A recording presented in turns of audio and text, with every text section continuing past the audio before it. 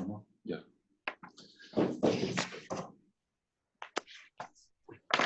Bueno, pues buenas tardes a todos. Bienvenido, Miguel Ángel. Encantado de tenerte aquí. Bueno, y encantado de tener a todos los participantes. Voy a hacer una breve presentación de este seminario que hemos titulado Herramientas de gestión de equipos para la nueva normalidad.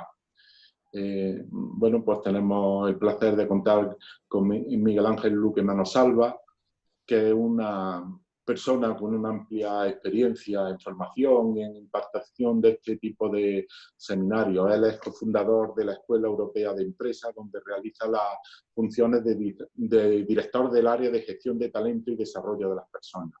También ha sido cofundador y es director de Team Talent in Motion, y además es un coach certificado, acreditado y con gran experiencia en los temas de coaching y de gestión de equipos.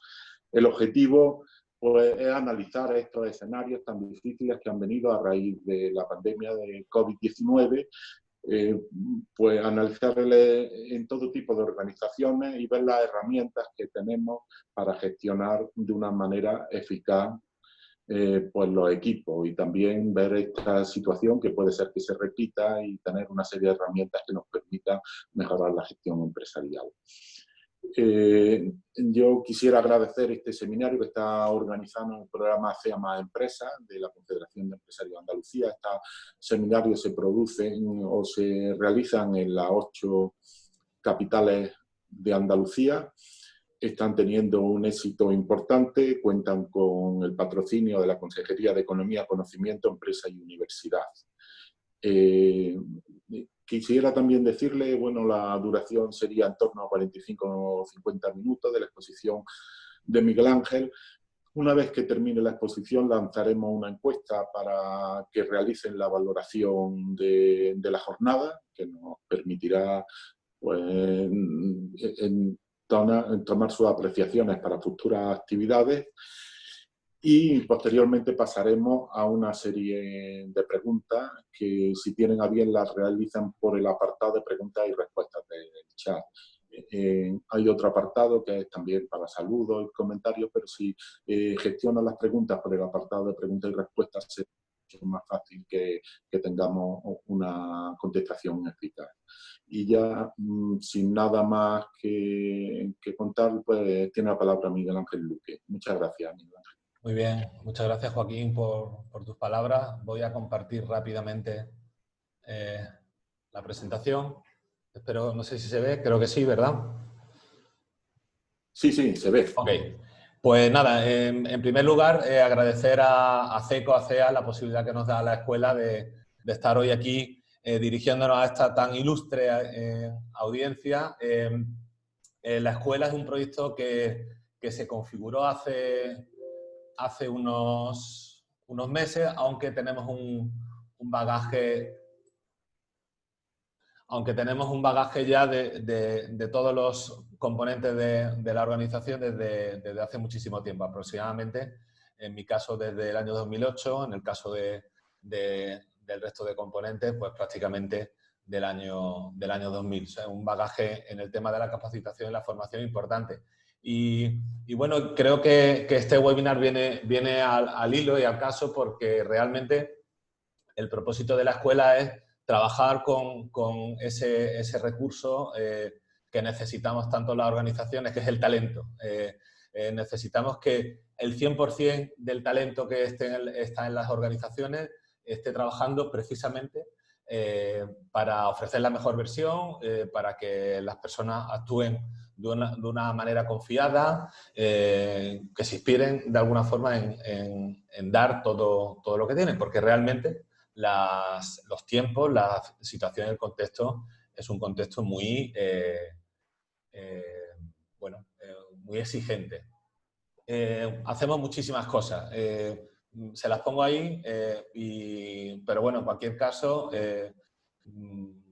luego estamos evidentemente a su disposición de poder resolver cualquier tipo de duda, aclaración respecto a cuál es el alcance de nuestra propuesta. A mí me gustaría empezar este webinar, que vamos a hablar de equipos, vamos a hablar de organizaciones, vamos a hablar de líderes, pues me gustaría proponiéndoles un juego muy, muy sencillito, donde está Wall-E, creo que todo el mundo lo tiene más o menos localizado, pero vamos a cambiar el protagonista. El Wall-E, en lugar de ser Wall-E, soy yo. Yo me he puesto una foto más o menos actual, arriba a la derecha, y me gustaría que me localizaran en esta foto. Han pasado ya unos cuantos años, tengo que reconocerlo.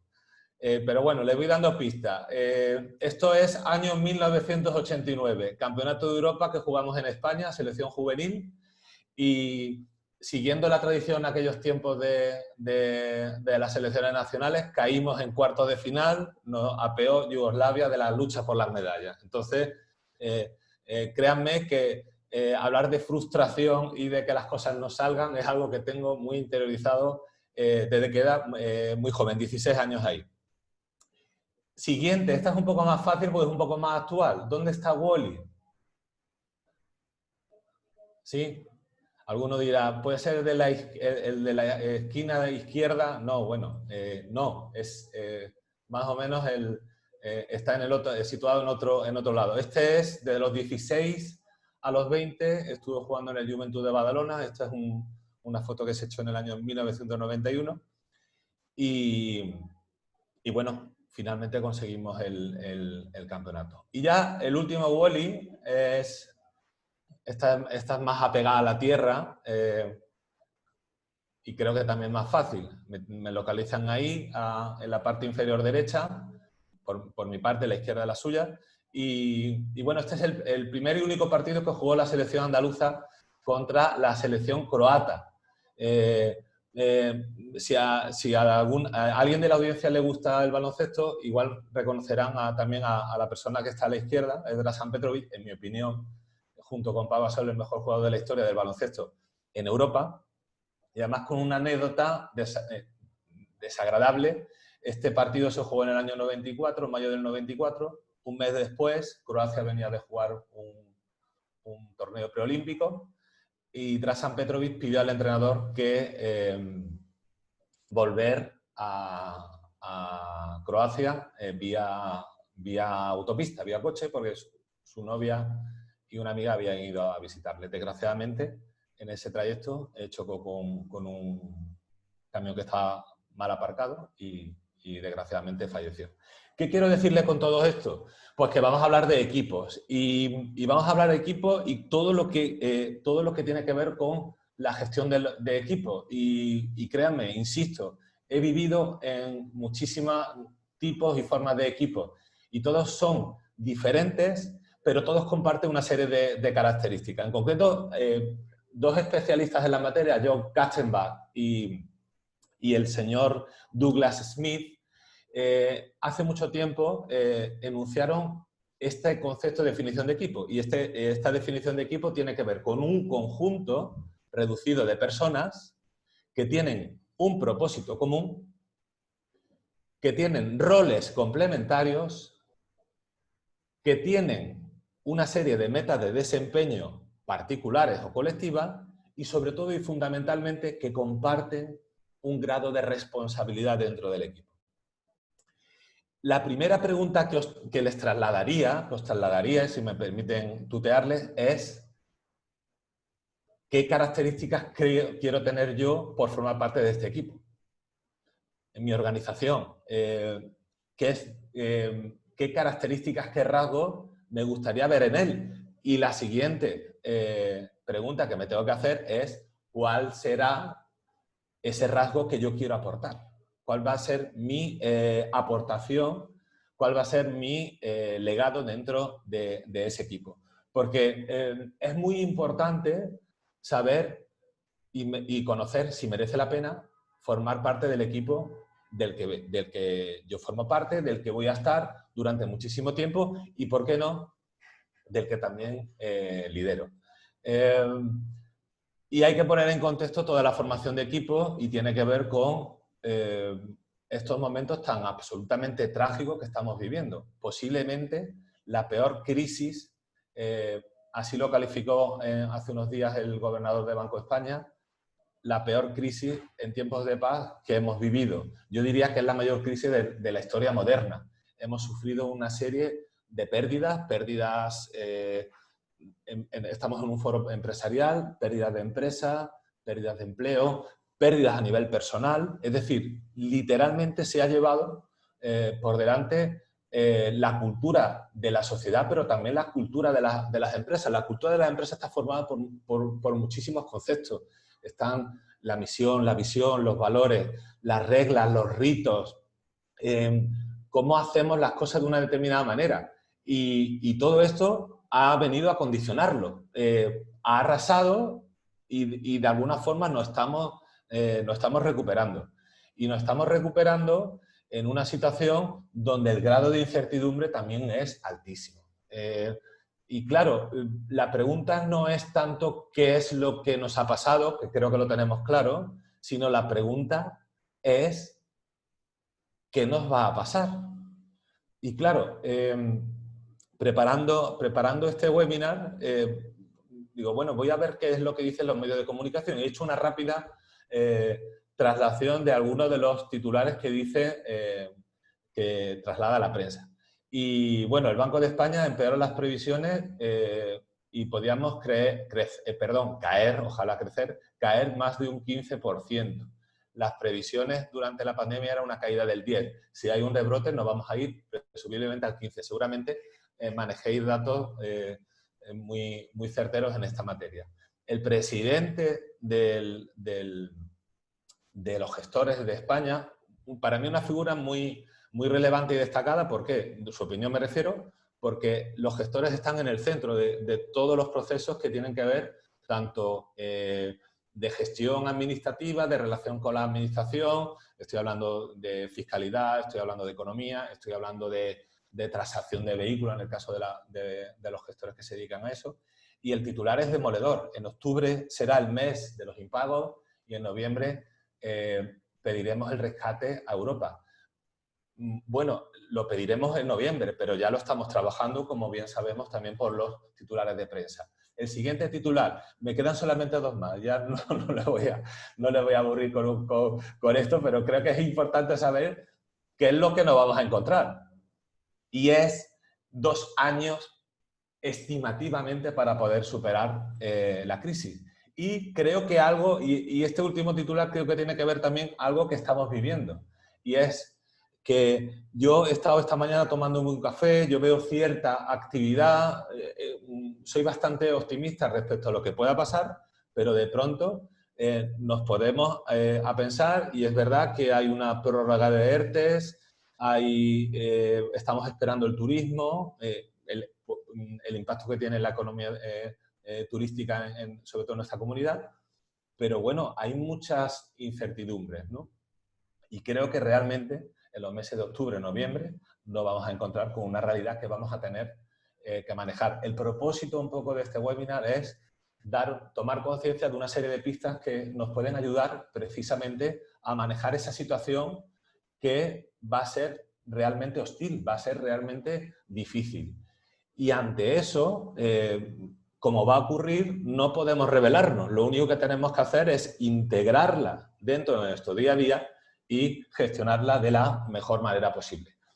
Si algo hemos tenido que aprender de esta crisis tan sumamente exigente y tan sumamente dura, a mí creo que la primera conclusión tiene que ser la imprevisibilidad de nuestro entorno. Nadie, absolutamente, ningún modelo de previsión, ninguna absolutamente sociedad en el mundo moderno, ninguna organización preveía una crisis de estas características. Pero es que esto no nos tiene que venir de nuevo, porque yo no sé si recordáis, hace unos años hubo 3 volcanes o 4 que entraron a la misma vez en erupción y se paralizó el soporte aéreo mundial, el espacio aéreo mundial se paralizó. Vivimos en un mundo de incertidumbre Y creo que esto lo ha provocado, lo que nos ha hecho afianzar más esa idea. Hay un autor que se llama Stephen Covey, el autor de los 7 hábitos de la gente altamente efectiva, que habla de 3 cosas que son constantes en la vida de una persona, de una organización. La primera tiene que ver los principios con los que se rige, ¿no? Los principios que se rige una sociedad, los principios que rigen una organización. Pero es que el siguiente tiene que ver con la toma de decisiones. Pero es que el siguiente que nos dice Stephen Covey como algo que nunca va a cambiar es el cambio. Realmente el cambio va a existir siempre. Cuanto antes nos adaptemos y veamos que en esta situación de incertidumbre, que venimos de una crisis en 2008, que hemos pasado una crisis sanitaria, lo que tenemos que tener en cuenta es que realmente vivimos de crisis en crisis con cierta permisividad entre esos espacios, ¿verdad? Creo que si algo también ha salido a la luz respecto a la importancia que tiene el saber gestionar estos momentos de crisis extrema, es que se necesita el liderazgo. Cuando las cosas se ponen malas, se ponen difíciles, las miradas se dirigen a determinadas personas, a los líderes. Y vamos a dar ahora una serie de pinceladas respecto a lo que necesitamos o lo que creo que necesitan las organizaciones, la sociedad en general respecto a los líderes. Pero hay algo que creo que coincidiréis conmigo. A veces es difícil identificar el liderazgo, pero cuando el liderazgo es bueno, uno lo reconoce inmediatamente. Esto pasa como este comentario general que habréis escuchado a muchas personas. Yo no entiendo de vinos. No sé calificar si este vino tiene unos aromas, tiene un retrogusto, no tengo ni idea. Pero sé que pruebo un buen vino y lo identifico. Pues creo que el liderazgo tiene que ver con eso. El liderazgo muchas veces no hay que ponerle muchos conceptos, muchas teorías, sino simplemente reconocemos cuando ese liderazgo es necesario. Y hemos visto que en esta crisis ha sido muy necesario. La capacidad que tenemos de cooperar, nos hemos dado cuenta de que cuando cada uno hacía las cosas por su cuenta, el resultado final que obteníamos no era bueno, era descoordinado. Y cuando realmente se ha ido sumando esfuerzos, es cuando realmente se han conseguido los resultados que se pretendían. Es el concepto tan manido y tan utilizado como el concepto de sinergia. Y también nos hemos dado cuenta que necesitamos un plan. Un plan A, antes de la crisis. Un plan B, durante la crisis. Y ahora un plan C, después de la crisis. Pero este plan C seguramente mute, como los virus, a otro que sea un plan D y un plan E. Lo que vamos a ver luego, que lo importante no es tener un plan, sino que ese plan tenga la capacidad de que sea readaptativo. Que de alguna forma pueda variar en función de las condiciones del entorno, de las condiciones mías, de mi competencia, etcétera, etcétera. Y la última, la quinta, creo que tenemos que haber aprendido, es la capacidad de dar que tienen las personas, tanto en las empresas como en la sociedad en general. La verdad es que ha sido realmente emocionante ver personas que daban por encima de sus posibilidades, cuando pensábamos y creíamos que ya estaba ahí, ¿sí? No habíamos quedado sin EPI, los supermercados estaban desabasteciéndose, había problemas a la hora de atender determinadas sectores que eran imprescindibles. Estoy hablando de un sector que conozco bien, que es el sector de la banca. Pues de pronto las personas dan un salto adelante. Y ha sido realmente emocionante ver cómo esas personas han superado los límites ante unas situaciones totalmente exigentes y la verdad que muy duras. Deberíamos haber aprendido esto y también creo que en la responsabilidad añadida que tienen las personas, o que tenemos las personas que gestionamos otras personas. Y ahí tengo que sacar tenemos que sacar, en nuestra opinión desde la escuela, tenemos que sacar una tarjeta amarilla al concepto que yo denomino los líderes asintomáticos. Los líderes asintomáticos son aquellos líderes que se suponen que son líderes, pero que realmente no desarrollan los síntomas, la conducta propia de un líder. Que ahora vamos a dar una serie de pinceladas, que para mí son bastante interesantes. Y son líderes asintomáticos porque son líderes muchas veces fantasmas, líderes holográficos, que también me gusta decir. Son mientras el equipo estaba en primera fila, dándolo todo, en el caso de una gestoría gestionando sus ERTE, en el caso de una fábrica pues fabricando y generando, en el caso de empresas que tenían que atender a sus clientes, ahí estaban en primera línea, pero tú mirabas a un lado y a otro y no estaban, habían desaparecido. Es como estas famosas escenas de batalla de la Edad Media, donde veías al que tocaba el tambor y al de la bandera y al rey estaba en su tienda esperando noticias de cómo iba la guerra. Y iban cayendo, el del tambor, sí, el primero que caía, y otro cogía el tambor y seguía, y otro cogía el abanderado y seguía. Pero el líder estaba en su tienda. Hemos pasado la peor crisis de la historia del mundo moderno y hay determinados líderes, determinados responsables de personas que lo único que se habían preocupado era por el plan, por la tarea, por los objetivos, por los procedimientos. Y realmente ese no era el enfoque. En la peor crisis del mundo moderno, la tarea tenía que haber dado paso a la persona. Pero además desde un punto de vista interesado, porque realmente esa persona cuidada, respaldada, va a tener más capacidad de desarrollar más cosas que si obvio lo que está ocurriendo y sigo en mi misma metodología, en mi misma inercia de trabajo y de negocio. Creo mucho en las inercias, en la metodología, no tanto en las inercias, sino en la metodología, en los planes, me encantan los planes, pero había en esta variable que nos ha venido, teníamos que haber introducido una serie de cambios.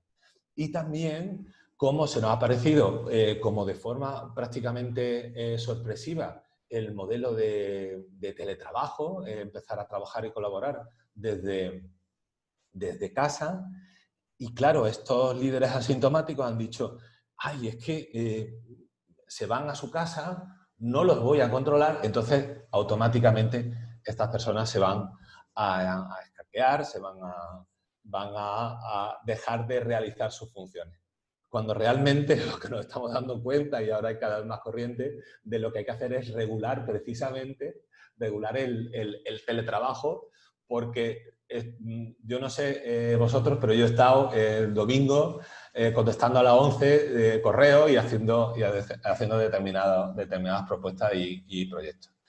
En esta nueva normalidad, que tengo que decir que odio, no me gusta la palabra nueva normalidad, porque al final me trae a otro concepto que es el de viejas expectativas y caras conocidas. Y creo que el lenguaje es necesario para crear realidad y sobre todo es necesario para inspirar, sobre todo en momentos de tanta dificultad. Desde la escuela, pues nos gustaría proponer una serie de gestión, unas herramientas de gestión de equipos que creo que pueden ayudarnos a tomar conciencia de cómo empezar a hacer las cosas en esta nueva normalidad. Parece que estamos saliendo de esta situación, pero por la información que hemos compartido antes, la próxima crisis vendrá, no sé si dentro de un mes, dentro de 3, dentro de un año, pero evidentemente este entorno de incertidumbre nos va a hacer que tengamos que gestionar en situaciones realmente difíciles a nuestros equipos. Y entonces, la primer grupo de herramientas que queremos compartir, en particular, tiene que ver con un concepto fundamental, que es el concepto de liderazgo. Si están buscando la mejor herramienta para gestionar equipos, pues la mejor herramienta para gestionar equipos eres tú, sois vosotros, como líderes y gestores de equipos. Esa es la mejor herramienta. Lo hemos dicho antes, respecto al liderazgo, nosotros identificamos cuando es bueno, pero también identificamos cuando las cosas van bien y el estilo de liderazgo nos sale sobrado, que cuando realmente las cosas vienen con cierta dificultad. Nadie quiere gestionar en una situación de crisis. Es más, nadie, si reflexionáis, nadie nos ha enseñado a ser líder. Es algo que aprendemos, es algo que aprendemos en el trabajo.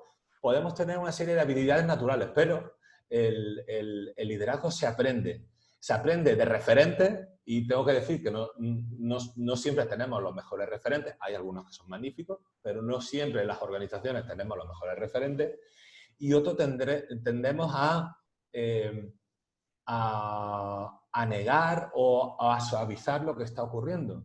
Entonces, el liderazgo tiene que ver con una comunicación auténtica, transparente, ahora lo comentaremos, y tiene que ver con la capacidad de inspirar a las personas que forman parte de mi equipo a conseguir una serie de metas. A mí me gusta decir, es crear un espacio donde los demás se quieren sumar. Y ese liderazgo y ese esfuerzo en tiempos de crisis, pues evidentemente es más complicado. ¿Qué tenemos que hacer? Tenemos que tener disciplina y tenemos que tener capacidad de trabajo para que, más que nunca en esta situación conflictiva, nosotros sigamos adelante. Y entonces, a mí me gustaría traeros cinco rasgos de lo que para mí es los rasgos que tiene que tener un líder, sobre todo en estas situaciones que hemos vivido, esta situación que hemos vivido o en la que vamos a vivir. Al final, el primero tiene que ver con la emoción, tiene que ver con tener un estado de ánimo equilibrado. La emoción es la precursora de la acción. Si yo estoy en un estado de ánimo que tiene que ver con la frustración, tiene que ver con el miedo, tiene que ver con la ira, con la tristeza, pues las acciones que yo haga van a estar alineadas con esa emoción. Realmente lo que tenemos es que trasladar, si queremos ver un estado de ánimo posibilitador, positivo, constructivo, lo que tenemos que hacer es nosotros ser ese reflejo. Es que un líder no puede gestionar un equipo si no es capaz de gestionarse a sí mismo. Porque al final vamos a ser referentes para muchos, lo queramos o no. La segunda es escuchar al equipo. Esto también suele pasar. Nosotros que trabajamos mucho con organizaciones, con empresas, en habilidades como el liderazgo, el trabajo en equipo, la comunicación, cuando aparece una situación de crisis tenemos el ansia de querer dar respuestas. Nos creemos que todos los ojos nos están mirando, es así, pero nos están mirando y antes de emitir una opinión, yo lo que necesito, y sobre todo en épocas de... Necesito siempre, pero en épocas de crisis yo necesito escuchar al equipo. Hacerle ver a ese equipo que yo necesito conocer su opinión. Y también, si me apuran, yo necesito saber las posiciones de cada uno de los integrantes del equipo ante determinadas situaciones.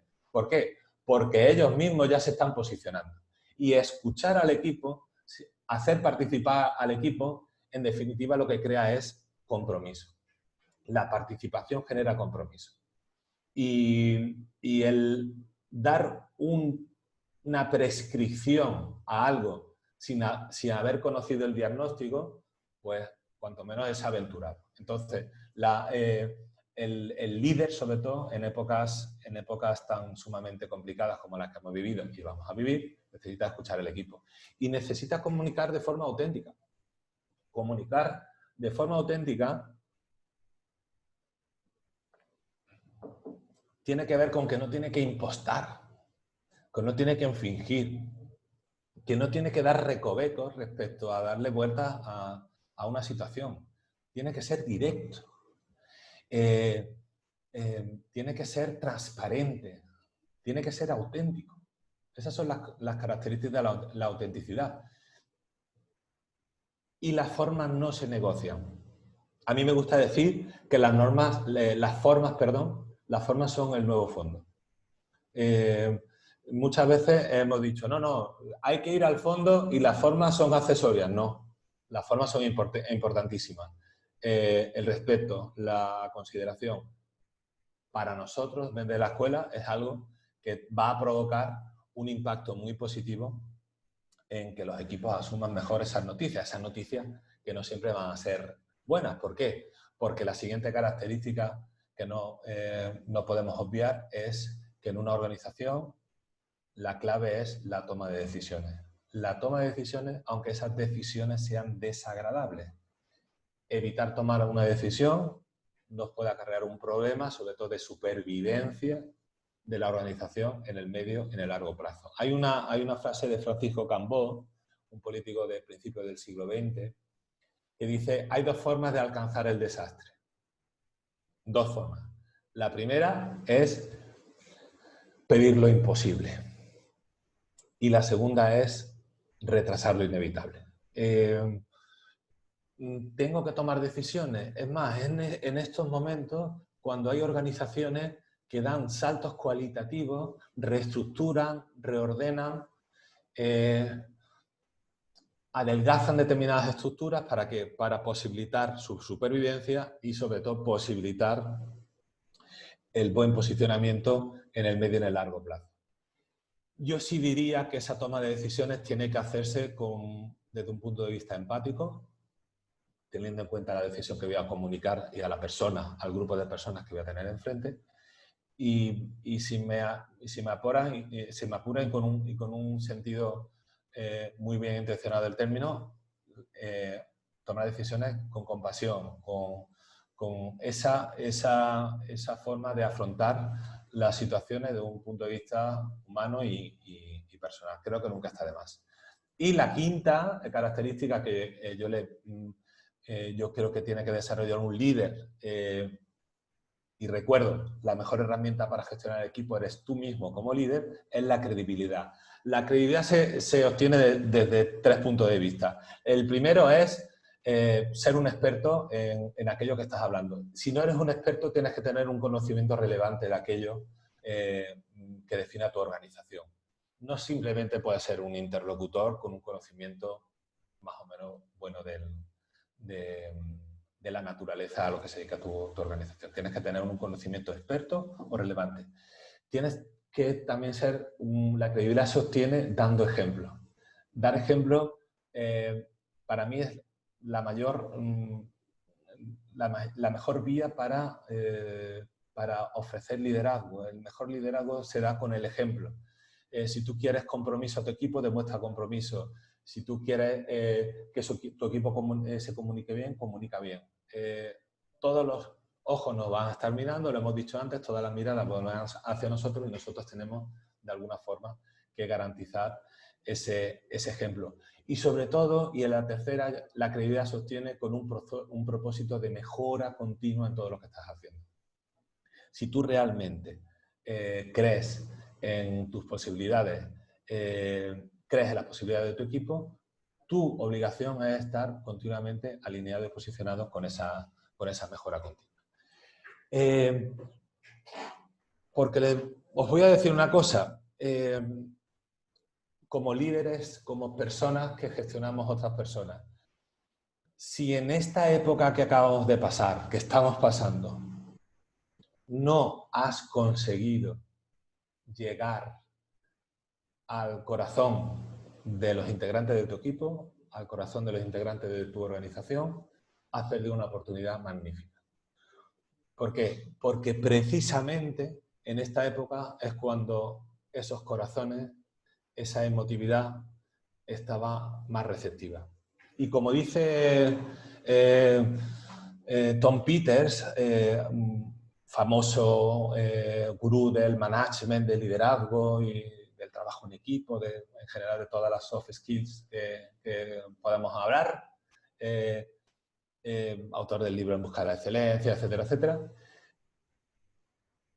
van a estar tan sumamente pendientes de esa conexión emocional que al final no nos vamos a acordar de si nos subieron o nos bajaron el sueldo, si nos dieron más horas de descanso y si tuvimos media pausa más para comer, que también, creo también en esas pequeñas medidas. Lo que van a recordar tu equipo es que cuando peor lo estabas pasando,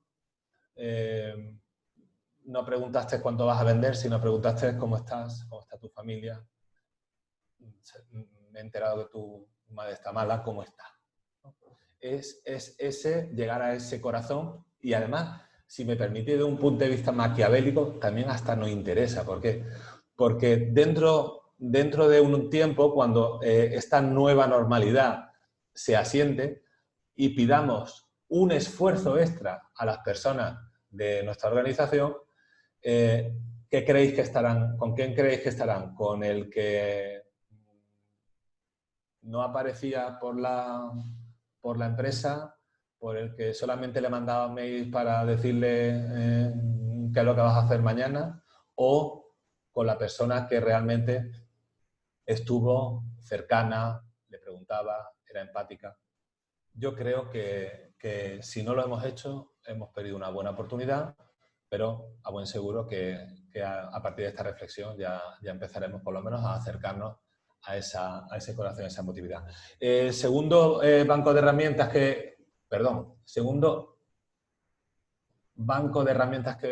proponemos, pues nos ha parecido algo que es fundamental, que es el teletrabajo. El teletrabajo ha aparecido en nuestras vidas. Nos hemos dado cuenta del factor tecnológico, la importancia que tiene. Y hay empresas que han llegado tarde, pero hay otras empresas que han estado preparadas. Y para ellas incluso ha sido un factor competitivo adicional el estar preparada.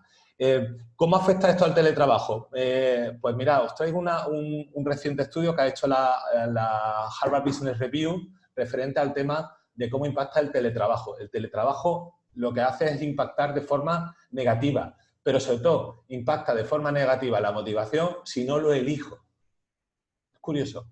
Las personas, cuando podemos elegir si queremos trabajar en nuestras instalaciones o en nuestra casa, si me la imponen, yo bajo la motivación. Pero si yo elijo dónde trabajar, la motivación se incrementa. Y se incrementa porque tenemos que gestionar tres motivadores negativos, tres indicadores de la motivación negativa que tiene que ser con la presión emocional, la presión económica y la inercia. La presión emocional, bueno, es bien sabida y sobre todo en este momento tan sumamente duro que estamos viviendo. El estrés, la pérdida de confianza, el miedo a la salud de los míos y la salud de la gente de mi entorno, la presión económica, ERES, ERTE, reducción de ventas y sobre todo la inercia. La inercia, yo en las organizaciones le llamo el enemigo silencioso, es ese a querer hacer las cosas siempre de la misma manera y al final cuando me presento en una situación de crisis no tengo ese liderazgo que necesita para apoyar la parte personal por encima en ese momento de la parte más de tarea, más de dirección y al final entro y al final cuando entramos en una inercia, ¿qué hacemos? Hacemos lo mínimo con el menor mínimo de responsabilidad y al final lo que obtenemos es que pues muchísima menos motivación. ¿Qué no tenemos que hacer cuando estamos gestionando el tema de teletrabajo? Yo voy a utilizar una palabra amable, estoy hablando de machacar, pero hablaría de triturar, de moler, apisonar. Bueno, hablando un poco en serio, lo que tengo que hacer es minimizar esa parte de tarea, minimizar esa parte de control, de seguimiento, ¿no? Decir, estás en teletrabajo y seguramente estarás paseando al perro o estarás haciendo la compra. Fíjense, no voy a entrar en eso. Al final, determinados trabajos se miden por resultado y por objetivo. A mí me daría igual ese resultado, esa conducta, si el resultado valiera la pena. Por lo tanto, ¿qué no tenemos que hacer? Centrarnos en la tarea, en el esfuerzo, en los controles, en los seguimientos. Creo muchísimo en los planes, en las guías. Todas las personas, todos los equipos necesitamos una guía, pero esas guías que tengan un mínimo de flexibilidad, que no quitemos esa parte emocional que por otro lado perdemos con el teletrabajo. El teletrabajo afecta a lo que es la cultura. Estamos acostumbrados a juntarnos, a tomar un café, a reírnos, a darnos la mano, y todo eso se elimina. Eso afecta de alguna forma al rendimiento de la cultura de la organización. Lo que no podemos hacer es seguir poniendo piedras para salir de ese atolladero. Yo a esto le llamo efecto muelle. Si os imagináis un muelle que yo voy apretando, ese muelle, conforme yo voy apretando, va cediendo. Pero ¿qué ocurre? Que va a llegar un momento, yo creo que va a estar ahí siempre, y de pronto ¿qué va a ocurrir? ¡Pum! De pronto me va a venir esa energía a la contra.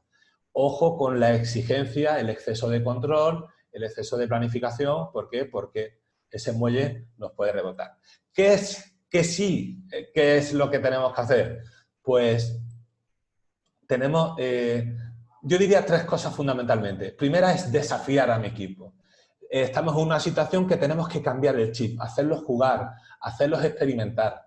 Lo hemos vivido, aquellos que hemos pasado el confinamiento con hijos, que una de las grandes motivaciones de los padres era ver cómo retábamos y desafiábamos a que la mente de nuestros hijos estuviera ocupada y no estuviera pensando en no puedo salir de casa. Eso precisamente es lo que tenemos que hacer en una organización, hacer a la gente experimentar. Conectarnos también con el propósito, es decir, ¿para qué estamos haciendo lo que estamos haciendo? ¿Qué impacto tiene mi tarea? Cuento una anécdota referente a este tema. Hace unos... en época de John F. Kennedy, el presidente fue a ver las instalaciones de la NASA y entonces le prepararon un recorrido.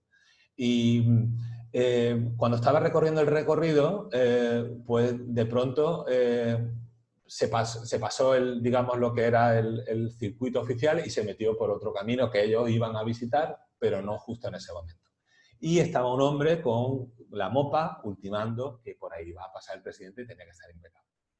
Cuando se cruzan la comitiva con el hombre que estaba con la mopa, se queda un poquito, bueno, un poquito así cortado, extrañado, y el presidente le da la mano. Soy el presidente, ¿cómo está usted?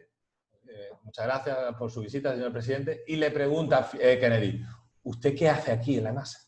Y entonces el hombre de la mopa se queda pensando y dice, pues mire usted, señor presidente, estamos tratando de poner un hombre en la luna. Eso es lo que yo me quiero trasladar con el sentido de conexión con el propósito. Todo, absolutamente todo lo que hay en una organización tiene un propósito.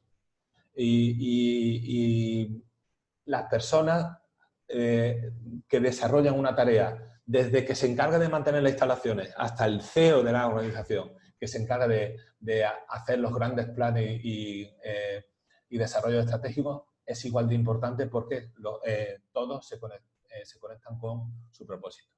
Y también tengo que decir que el aspecto fundamentalmente es seguir manteniendo aquello que hace a los equipos más grandes, que son las sinergias. Y me va a costar más, pero tengo que estar continuamente desafiando al equipo para que se junte, aunque sea en remoto, para seguir haciendo aquellos que sabemos que cuando se juntan salen resultados extraordinarios. El mismo informe de la Harvard Business Review referente a la diferencia de motivación entre elegir o no la forma de trabajar, si en remoto o en casa, pues pasa lo mismo respecto a cuando nosotros dejamos experimentar y desafiar a nuestros empleados, a las personas que forman parte de nuestra organización. Cuando yo les permito experimentar en aquellas situaciones, pues se motivan más. Y se motivan más también cuando están a nivel presencial, es lo que he dicho antes, todo lo que tiene, todos esos paradigmas sociales que implica el estar juntos y que poco a poco vamos a tener que ir superando y vamos a tener que propiciar nosotros como responsables de equipos y de organizaciones que se den aquellas circunstancias para que los equipos sigan experimentando.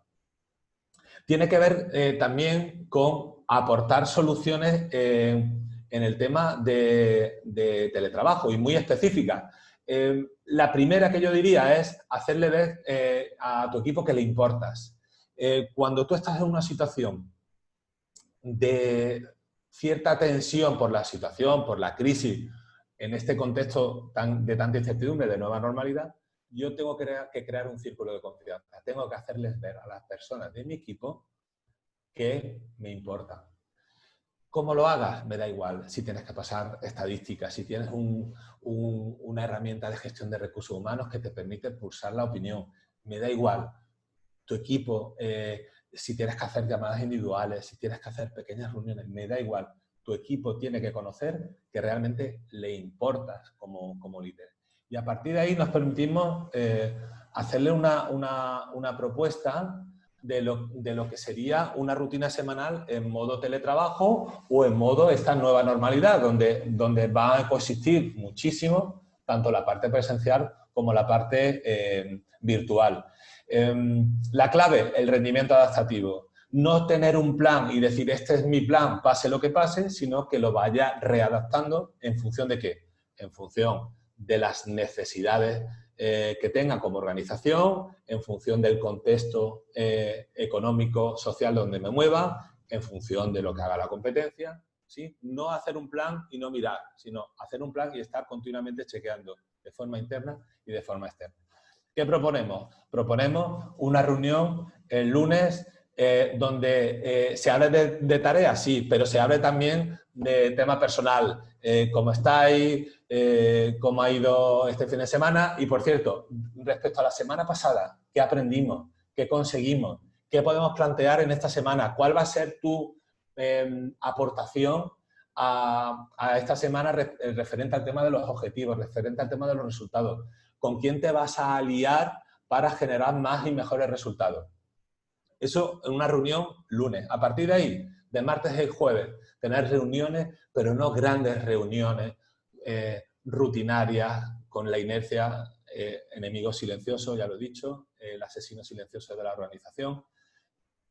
Romper esa inercia con reuniones individuales, reuniones grupales, de grupos reducidos, de grupos sinérgicos que te ayuden a ti a levantar y a generar más y mejores resultados. Y sobre todo tú como responsable, como líder, como jefe, como jefa de un equipo, estar ahí acompañando a esas personas que sientan que no están solas. Y acabamos la semana ¿con qué? Con una reflexión, que es lo que hemos hecho, comparando resultados, comparando retos, hacia dónde mejorar, chequeando la motivación, mi estado emocional, para mí es importantísimo. Hemos dicho en la primera grupo de herramientas, yo como líder, el segundo, la potencia que puede tener en un momento determinado gestionar bien el teletrabajo, y la tercera es tener un sistema de creencias adecuado. Si no soy capaz de liderarme a mí mismo, no puedo liderar a un equipo. Las personas que gestionan otros equipos tienen que tener un sistema de creencias adecuado, posibilitador. Las creencias, voy a definir muy rápidamente el concepto, tienen que ver con la capacidad que tenemos las personas de ver la realidad en función de un prisma. Son pensamientos recurrentes que se asientan en nuestra cabeza y en función de las gafas que yo me pongo, con las creencias, el sistema de creencias no deja de ser una gafa, yo veo la realidad de una determinada manera. Puedo verla desde un punto de vista hiperconstructivo o hiperdestructivo. Como el caso de la persona que veis llegando a la línea de meta, Roger Bannister. Hasta el 6 de mayo de 1954, el récord de la milla estaba en más de 4 minutos. Había una creencia de es imposible bajar de 4 minutos en la milla. El 6 de mayo del año 1954, Roger Bannister rompió ese récord, bajó unas décimas. A partir de que Roger Bannister rompiera ese récord, la persona que en esta prueba llegó segunda, a las 9 semanas mejoró el récord de Roger Bannister. En los siguientes 9 años, más de 250 personas batieron de forma sistemática el récord que batió el 6 de mayo del 54 Roger Bannister. ¿Qué quiero decir con esto? Que las creencias son muy importantes porque nos pueden ayudar a conseguir lo que queremos, pero también nos pueden frenar. ¿Qué importancia tienen las creencias en un líder, en un gestor de personas? Pues yo he apuntado este circuito para verlo de una forma mucho más gráfica y visual. Bajo la creencia, creo que esto va a ser complicado de remontarlo. ¿Cuál va a ser mi estado emocional? Pues un estado emocional de decepción, de tristeza, de rabia, de estrés. Y con esta emoción, ¿cuál será mi comportamiento? ¿Cómo actuaré? Pues, en cualquier caso, no trabajaré al 100%, tendré una mala comunicación interna y externa, seré errático, etcétera, etcétera. ¿Y qué conseguiré? Pues bueno, al menos un resultado, entre comillas, dudoso. Al menos no el 100% de lo que podría conseguir. Lo bueno que tiene este circuito que acabo de escribir es que se puede recorrer en un sentido y se puede recorrer en otro. Y vamos a irnos a lo que queremos obtener, el resultado. ¿Qué resultado quieres obtener? Recuperar el pulso de mi equipo. ¿Sí? Estamos en esta situación de cambio, de incertidumbre, de nueva normalidad. Repito, no me gusta, pero creo que todo el mundo la entiende. Y mi objetivo como líder es recuperar el pulso de mi equipo. Muy bien. Y para hacer eso, ¿qué tienes que hacer?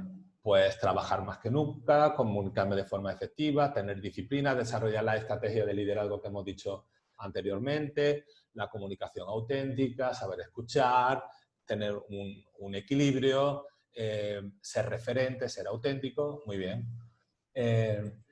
Y para hacer todo esto, ¿qué necesitas sentir dentro de ti? Pues estar conectado, ilusionado, motivado, apasionado, tranquilo, sereno. Y para conseguir esa emoción, ¿qué tienes que pensar y qué tienes que creer? Pues que puedo, que soy capaz, que tengo un equipo que merece la pena, que cuando lo damos todo somos mejores. Esas son las creencias que tiene que tener. Fijaros cómo las creencias son básicas en la mente de un líder, sobre todo, tanto a nivel interno como a nivel externo, porque no sé si conocéis el efecto Pigmalión. El efecto Pigmalión tiene que ver con las expectativas que pongo en los demás. Si yo las expectativas que tengo en los demás no son buenas, son limitadas, al final mi equipo ¿qué va a dar? Pues a través de lo que se llama profecía autocumplida, mi equipo me va a dar justo lo que yo espero de él. No hay otra. Pero si yo creo realmente en ese equipo, creo en sus posibilidades y creo que tengo un equipo bueno y les hablo como a los mejores, les trato como a los mejores, les recompenso como a los mejores, ¿qué pensáis que me devolverá este equipo? Me darán mejores resultados. Ese es el efecto Pigmalión. La capacidad que yo tengo de incrementar el rendimiento de mi equipo porque yo, las expectativas, creo tanto en ellos, confío tanto en ellos, que voy a hacer todo lo posible porque ellos realmente sientan que son así y me van a devolver vía resultados todo lo que puedan. Porque es importante las creencias a nivel personal, pero también son muy importantes las creencias a nivel de equipo, porque son creencias que el sistema de creencias es fundamental. ¿Por qué? Porque me va a permitir acudir a un escenario posibilista de resultados o todo lo contrario. Un escenario de mediocridad, un escenario de falta de aceptación de lo que está ocurriendo y al final el resultado, las empresas, las organizaciones, nos medimos por resultados, van a ser muy limitados. ¿Cuál tiene que ser el objetivo como responsables, como gestores, como líderes de una organización? Empezar a construir un sistema de creencias. Ojo, podemos crear un sistema de creencias que nos dañen, que nos imposibiliten. Aquí he traído unas cuantas de creencias tipo que pueden dañar a una organización. Lo podríamos haber hecho mejor, tenemos que aprovechar el tiempo, si nos gustamos a todo el mundo esto no funciona, valemos por lo que tenemos, etcétera, etcétera, etcétera. Pero tenemos creencias que dañan, pero también tenemos creencias que nos dan fuerza. Y creencias que nos dan fuerza, oye, para el tiempo que tenemos y los recursos que tenemos, lo hemos hecho bien. Oye, el trabajo está bien, pero de vez en cuando necesitamos parar para coger fuerza y seguir. Valemos no por lo que tenemos, sino por lo que somos y lo que podemos desarrollar y llegar a ser. Vivimos para disfrutar y eso no significa que no podamos comprometernos y trabajar duro. Si me permitís, creo que hace poco, y como seguidor y exjugador de baloncesto, hace poco hemos vivido algo muy parecido a lo que estamos hablando de creación de un sistema de creencias dentro de un equipo que nos posibilita. Hace unos días el Baskonia de baloncesto le ganó al todopoderoso Barça. ¿Qué sistemas de creencias estaban presentes en el equipo que a priori llegaba como trámite a una competición recién creada, que nadie sabía? Pues llegaron con un sistema de creencias, pues, quiero pensar, un sistema de creencias muy claro, de podemos competir frente a todo, este sistema de competición corto nos beneficia, tenemos es aquí, es ahora, es este momento, y una creencia que justo después de la final el entrenador del Baskonia pues confirmó, y es la capacidad de sufrimiento, pero la capacidad de sufrimiento unida a un propósito. Cuando literalmente Ivanovic, el entrenador del Baskonia, dijo: a menudo cuando hablamos de sufrimiento tiene una connotación negativa, pero cuando conectamos sufrimiento con propósito, aparece la motivación, aparece la diversión. Es decir, todo lo que estamos haciendo tiene un propósito, tiene un impacto. Y lo decíamos antes, tenemos que, en estas situaciones tan sumamente extrañas, donde nos vamos a manejar en los próximos años, tenemos que hacerle ver a la gente qué sentido tiene lo que están haciendo. Porque con ese sistema de creencias van a generar estados emocionales propicios, porque los estados de ánimo son precursores de la acción y de la conducta de las organizaciones. Entonces, podemos tener estados de ánimos que nos limitan y estados de ánimos que nos posibilitan. Y con un enfoque al pasado o enfoque al futuro. Los equipos que, digamos, son reactivos a lo que está ocurriendo, miran al pasado, ¿cómo? Con resentimiento. ¿Y por qué nos ha pasado esto? ¿Y por qué tuvo que ocurrir? ¿Y por qué no estábamos preparados? ¿Y por qué no teníamos el teletrabajo? ¿Y por qué? ¿Por qué? ¿Por qué? ¿Sí? Y miran al futuro con resignación. Si es que nos va a pasar lo mismo, si es que hagamos lo que hagamos, vamos a obtener siempre el mismo resultado. Pero en cambio hay estados emocionales que lo que hacen es integrar aquellas cosas que no sucedieron. Lo he dicho antes. Si no has generado un impacto emocional en tu equipo, has perdido una oportunidad. No te preguntes con resentimiento el por qué, sino pregúntate en este momento, desde la serenidad y la aceptación, cómo puedes hacerlo para que en el siguiente movimiento, en la siguiente situación conflictiva, tú puedas llegar a hacerlo. Ese es el juego que tenemos que jugar. No el tratar de reescribir lo que ha ocurrido, sino no tiene sentido. Lo que tenemos que hacer es construir desde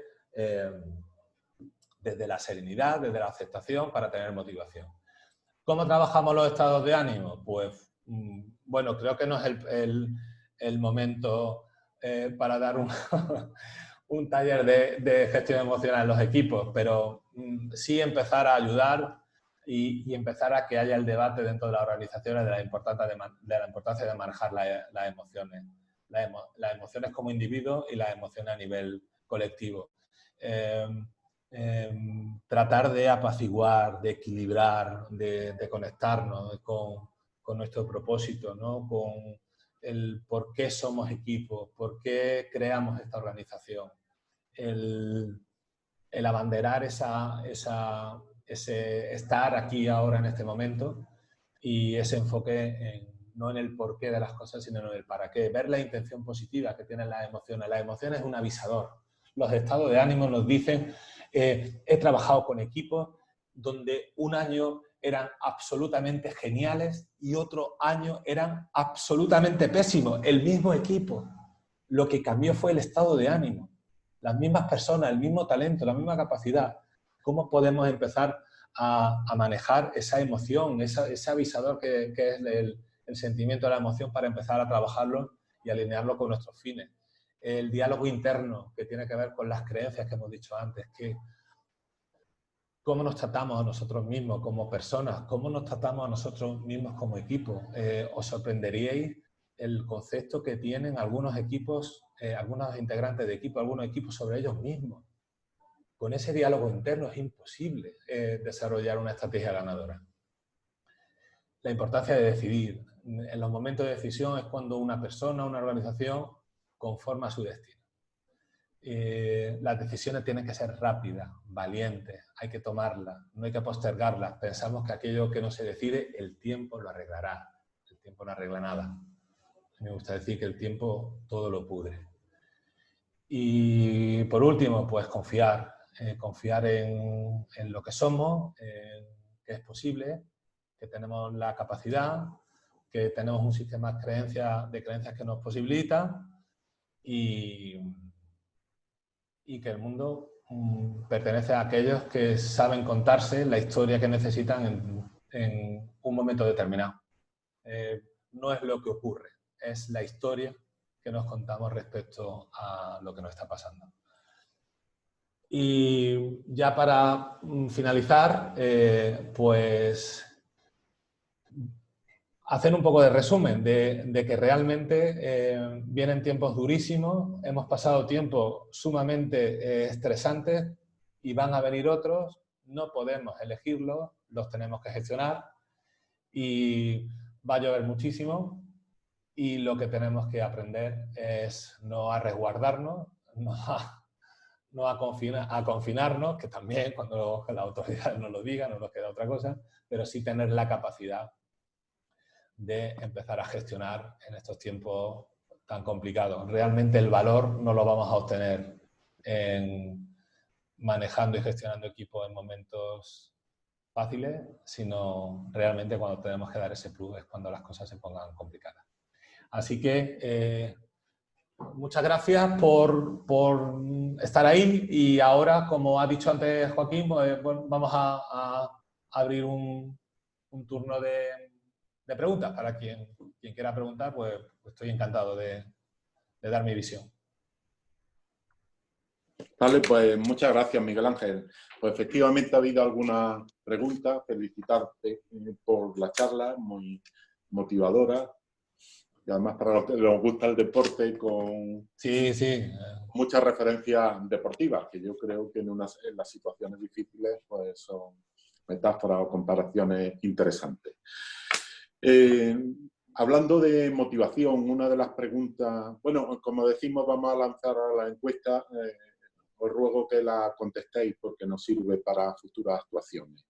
Creo que está puesta ahora ya en la pantalla. Deciros también que el seminario está grabado, lo vamos a subir a la página web, igual que las ponencias, el PowerPoint que ha ido pasando, y podéis descargarlo de la página web de CEA y podéis acceder desde la página de CECO.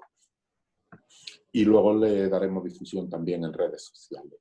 Pues hablaba de motivación, que ha hecho mucha referencia Miguel Ángel, y preguntan en esta situación de teletrabajo que todavía algunas empresas pues siguen realizando y muchas administraciones, pero preguntan, ¿cómo podemos motivar a los trabajadores durante el teletrabajo?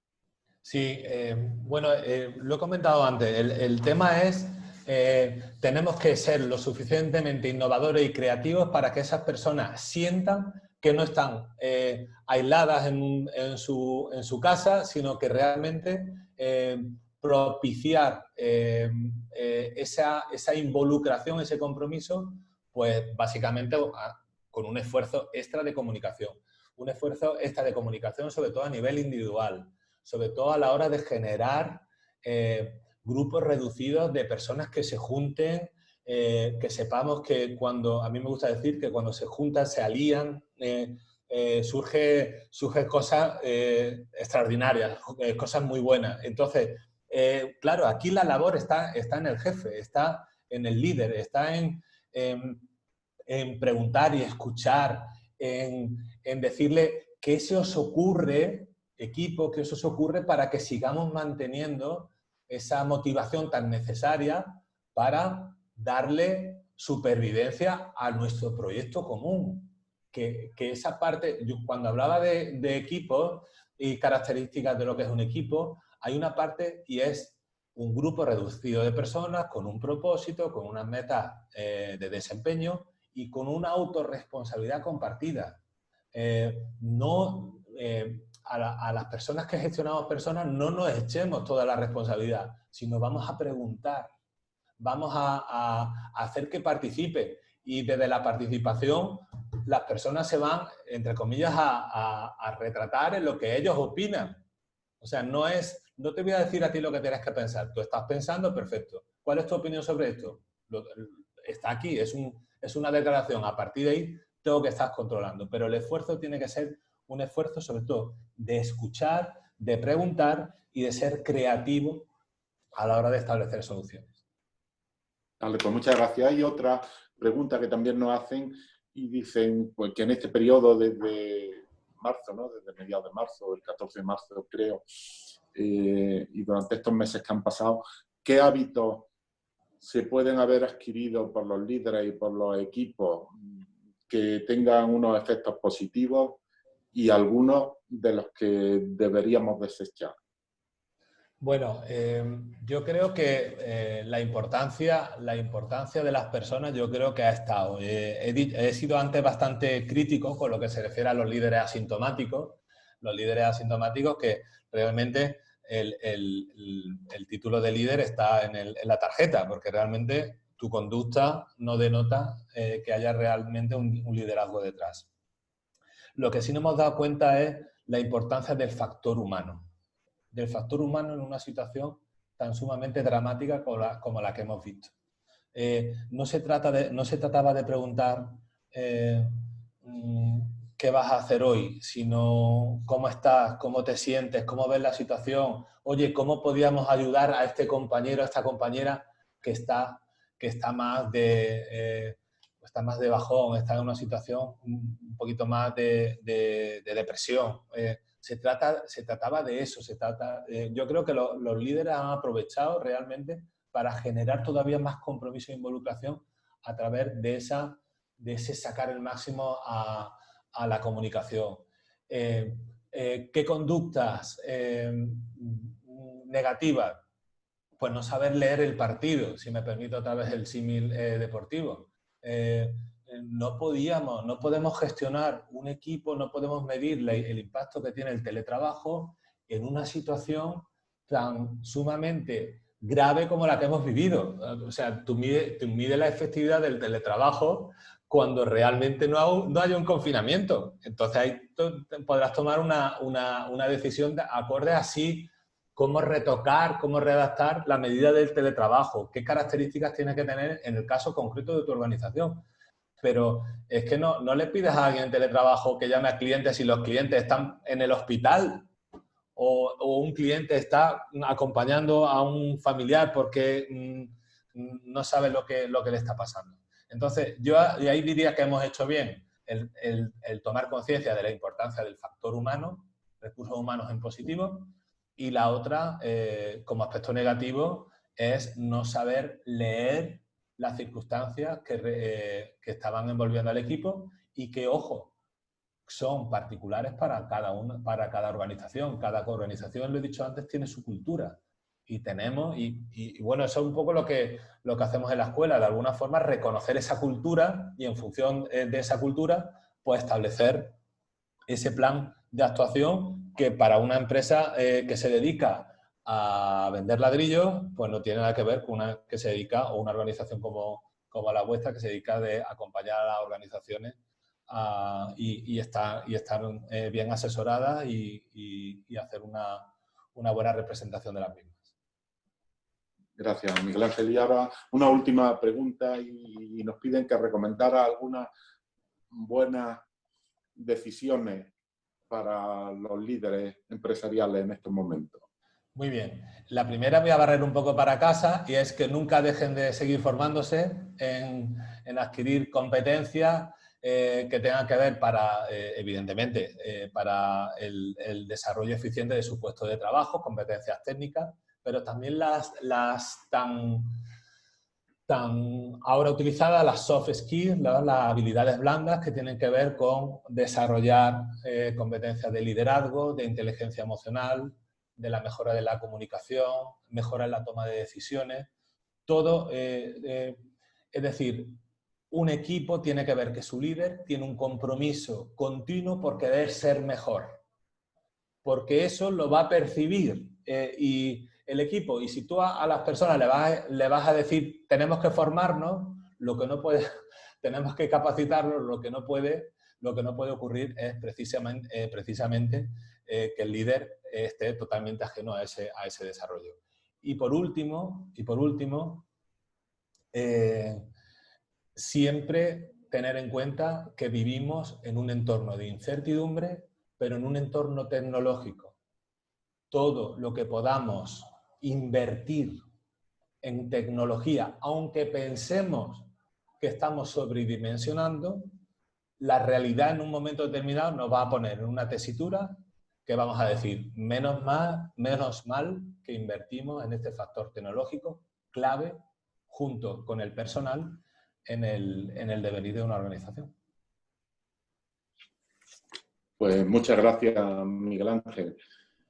Ya nos queda clausurar, agradecerte, creo que ha sido muy interesante y estoy totalmente de acuerdo contigo. El propósito del proyecto Sea Más Empresas, de las herramientas, de estos seminarios, pues van enfocados fundamentalmente a la formación, al asesoramiento y a la orientación de nuevas actividades empresariales. Yo creo que ha sido un placer contar contigo y contar con la Escuela Europea de Empresa y nada, animarte a que siga en esta función, motivando y generando empresas, ideas y empleo. Pues muchas gracias y muchas gracias a todos los participantes. Buenas tardes. Gracias, Joaquín, por tus palabras. Un abrazo. Un abrazo.